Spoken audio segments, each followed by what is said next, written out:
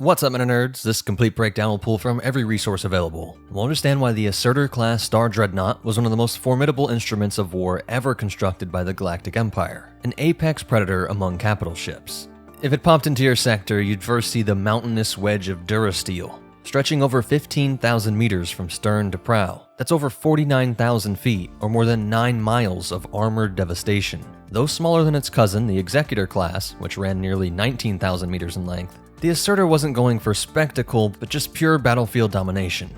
The ship's brutal silhouette housed not only one of the most complex power grids in the galaxy, as these really are like enormous cities, but it all powered an astonishing 28 aft thrusters, which is more than almost every other ship out there. These thrusters worked in concert with an array of inertial dampeners, multiple reactor cores, and countless stabilizers throughout to maintain maneuverability that, while far from being agile, was at least superior to planetary defense platforms, or the older venator-class monitors. It had a Class 2 hyperdrive and a Class 12 backup, which is standard for the Imperial era, and its overall design really came from brutalist military architecture.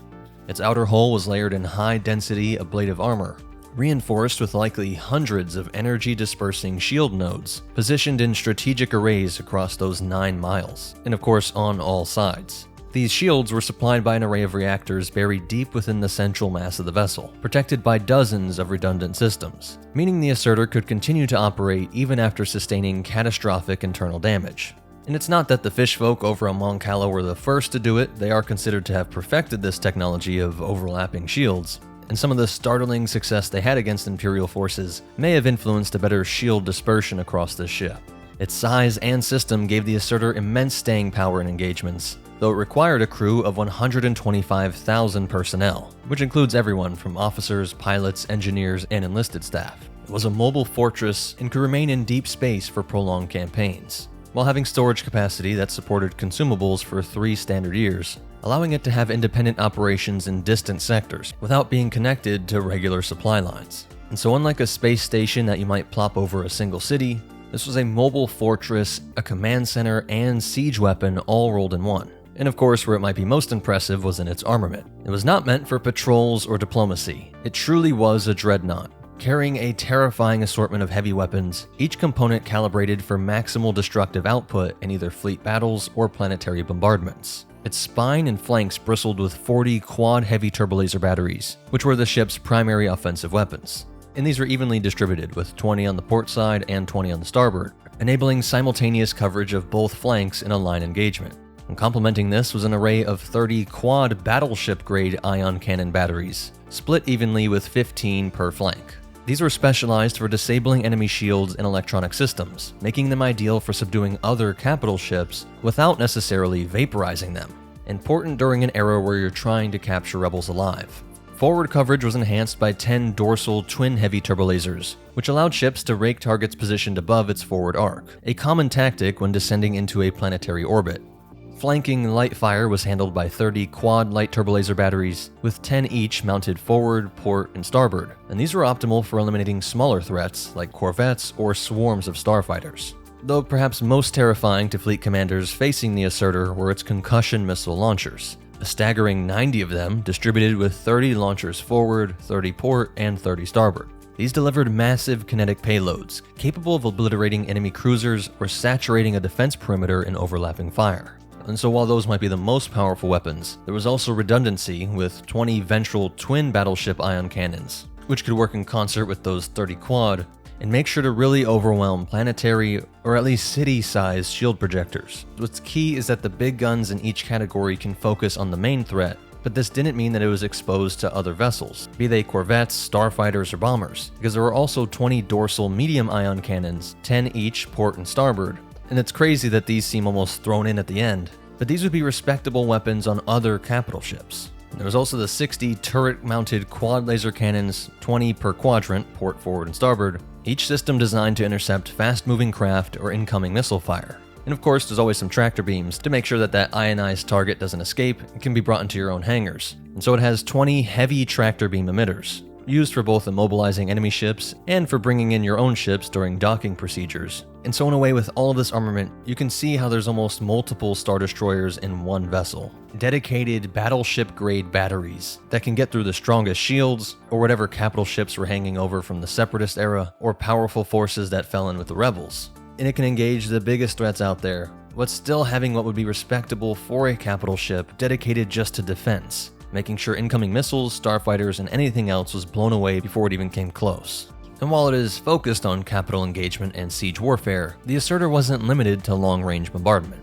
Beneath its armored hull lay hangars and deployment bays, capable of unleashing devastating Imperial force in a variety of forms. Although it lacked the expansive support functions of a dedicated carrier like the Executor-class, or even the Executor's sprawling command decks, the Assertor still maintained an air wing of 120 starfighters, primarily TIE fighter variants, which would typically include a rotating complement of fighters, interceptors, bombers, and occasionally TIE defenders or TIE advanced, while also having a vast array of auxiliary craft like shuttles, landing barges, assault gunboats, troop carriers, and AT-series walkers, all packed into its multi-tiered hangar bays and deployment chutes. These assets enabled the Assertor to project its force on planetary surfaces, deploy troops onto orbital stations, or reinforce fleet assets mid-battle. And its ground warfare capacity was equally terrifying.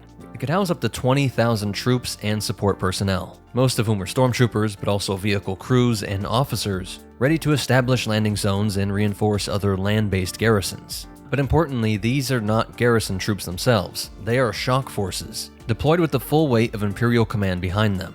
And they were transported and supported by ground combat vehicles and multiple walker units like AT-ATs and AT-STs, and support repulsor craft capable of immediate surface deployment. So it truly is a mobile invasion platform. After its weaponry took out your shield, it would deploy its own air force and landing force, and quickly take over the rebel hideout. Although not typically the lead fleet command ship, a role more often given to the Executor-class vessels, it did still have the official designation within the hierarchy of the Imperial Navy as a sector command and control ship. It operated independently or alongside other major capital vessels in highly coordinated, large-scale military campaigns. Because of its sheer scale and onboard systems, it could function as the operational center for multi-fleet logistics, communications arrays, real-time battle analysis, and long-distance subspace coordination. Several Assertors were assigned to major sectors of the Empire that were considered high risk, especially as tensions were building towards the Galactic Civil War. The vessel's immense computing arrays and communication towers enabled it to process vast quantities of data, much of which was relayed directly to Sector MOFs or High Command via encrypted hyperwave bursts. It was introduced sometime between 2 BBY and 0 BBY, though the precise year varies depending on the sources. Its construction began during the final phase of the Empire's Super Dreadnought arms race, a period when Emperor Palpatine approved the creation of increasingly massive and specialized capital ships to assert dominance over rebellious systems and competing factions. The decision to build the Assertor may have come from strategic lessons learned during the Clone Wars, in which the Republic's larger vessels, like the Mandator II class, had proven effective in orbital sieges. With the Separatist threat gone, the Empire envisioned a class that could destroy holdouts, deter uprisings, and challenge enemy fleets head-on without having to jump all the way to the Death Star. But the Assertor was never mass-produced. Only a handful, possibly fewer than 5, were ever completed due to astronomical costs. Each unit cost an estimated 1,100 million credits, a sum that even the Galactic Empire found daunting when balanced against other priorities like the Death Star construction and the expansion of the Imperial Starfleet. And I'd put a few credits on the theory that if you just say the word Assertor 3 times to Grand Admiral Thrawn, his brain will instantly explode out of his skull. 1.1 billion is a lot of TIE defenders. And before I jump into its history, I do think it would be interesting to compare it to these other Leviathans, the Executor, Mandator IV, and Eclipse. They were all of the most powerful ships of their faction, but each bore its own strategic philosophy, capabilities, and legacy. Starting looking at the size and design philosophy, you can see that the Assertor is not the largest, but it's a weapon in its purest form. It lacks the ceremonial flair and command infrastructure of the Executor, or the pure dread and symbolic gravitas of the Eclipse. While being twice the length of the Mandator, it serves a more straightforward role, where you could argue that the size still makes sense and isn't much as a self-indulgent ego trip as the Super Star Destroyers. The Assertor had far more thrusters, more than twice that of the Executor and Mandator, which, while maneuverability might be the wrong word, it does allow for key repositioning in these large fleet engagements where even just a few seconds might make the difference. And it would have the least weaponry, arguably weaker than the Mandator 4, depending on how you count the sheer numbers and the complexity of batteries and having quads and doubles. But I actually prefer the weapon diversity and placement and the overall layout more on the Assertor, but the Executor and the Eclipse definitely outgun it. With the Eclipse even having that axial super laser, being like a mini Death Star capable of blasting right through the strongest ships and even slicing through planetary crusts. What is surprising is that the Assertor's durability may be second only to the Mandator 4, that the Eclipse and Executor seem to have gone with a quality of armor that is closer to what you find on standard Imperial Star Destroyers, and not the special heavy ablative armor on the Assertor, or the vague, extremely heavy armor that we get in the Mandator 4. And when you throw in that we are specifically told that there are redundant, multi-layered deflectors in the Assertor, it's all in line with something typical of the Imperial military doctrine, that the largest things of all, like the Death Star and the Super Star Destroyers, actually cut some corners and don't always show off the best tech, because the Eclipse and the Executor seem to just have standard shielding. And this is subtle, but obviously important, as history shows us, that unlike the Executor, which collapsed from a single A-wing crashing into its bridge during Endor, the Assertor's decentralized system gives it better survivability, even greater than the Venator with its dual bridges, which in that case was normally supposed to be one for starfighters and one for the rest of the ship. But of course, if one of the bridges was taken out, the other bridge would have been skilled enough to take over everything.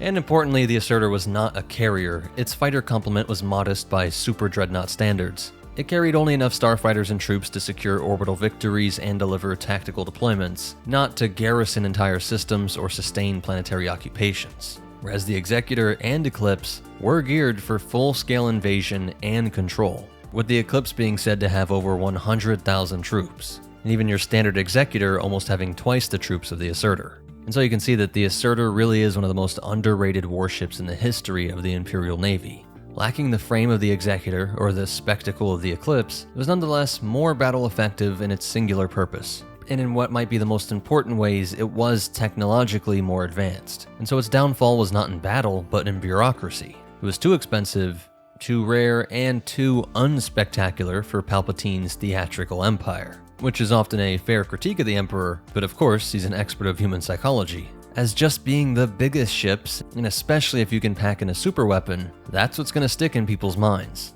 And that's exactly what he wanted to have top of mind for every citizen in the galaxy. They were so rare that no Assertor-class vessels are known to have participated in the Battle of Endor, and we still don't see them during the post-Endor chaos of the Galactic Civil War's final years. It's unclear whether they were recalled to the core worlds for defense, destroyed in still classified engagements, or simply lost to infighting among Imperial warlords. Some scholars in the galaxy far, far away suggest that they may have been mothballed or even cannibalized to support the construction of Eclipse-class super dreadnoughts and other experimental fleets. The last recorded trace of an Assertor-class dates back to 137 ABY, by which time it was believed all known vessels had either been decommissioned or destroyed. By the time of the Fel Empire and the Sith-Imperial conflict, none remained active in service. Ironically, where it was deployed, it may have been so effective that no one could live to talk about it, as there are declassified Imperial accounts that show that it was used, and it was bragged about by the few Imperials that crewed it. Ironically, again to the point that Palpatine understands psychology, because the Assertor was built for war and war alone, it did not spread fear, just destruction. No parades, no propaganda, just absolute ruin. And so for those that did remember the Assertor, it was evidence towards a terrifying conclusion, that dictators would always tend towards these super weapons because terror was effective. It elevated things like Super Star Destroyers and the Death Star into a totally different class, not to be compared with other ships that were just ships. They broke out to be propagandistic art pieces and wielded not just firepower but political power. That's it for the breakdown, and as for behind the scenes facts, this was another one of those fractal sponge creations that does get brought into the official canon. In the original or Legends canon, he said it was inspired by the story of the early 1900s Senator Benjamin Tillman, who, after growing frustrated with the US Navy's practice of requesting larger ships every year, he simply told them to design, quote, maximum battleships, just skipping the small increments and just go straight to designing the largest battleships possible, with the only limiting factor being the size of the Panama Canal itself. It came into canon with the Essential Guide to Warfare, was fleshed out in the Imperial Handbook, And in the model, you can see that he also meant for it to have an axial super laser, but this was not brought into any canon material. Please hit that like button, it's the best way to help me out. Comment thoughts and suggestions, but most important of all, remember, unless you want to kill all your subjects, the pen or propagandistic warship is mightier than the sword, and the Force will be with you, always.